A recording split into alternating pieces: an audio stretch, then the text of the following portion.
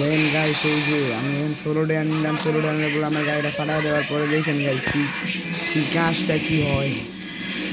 আমি যাইতাছি এখন আমরা একটা এনিমি যাইবো, সামনে একটা এনিমি করবো, এনিমি ধরবো আমার একটু পরেই। দেখছেন এই যে Hello. জায়গাটা, এই জায়গাটা সামনে অনেক হ্যাং করতেছিল। এই যে দেখেন দেখেন দিলাম গুলো। তারপর দেখেন guys, বুঝলাম না ও কেমনে এলো এই ফাঁক দেওয়ার মধ্যে, কেমনে ঢুকাইলো না কেমনে ও। দেখেন এখানে একটা এনিমি আসবে, এই ফাঁকের মধ্যে কেমনে ঢুকে, এই যে দেখেন দেখেন কেমনে ও উইন্ডো দেয় কেমনি। আচ্ছা যেমনি ওপর প্যারা নাই, ও উপরে যাতা দিতে দিতে ওর আমি জীবন টিবন নাইব না রিসেন্টলি করতে গিয়া। আর আমার ষোলোটা তো হয়েই গেছে, আর অবশ্য বাকি শেষ শেষ। এই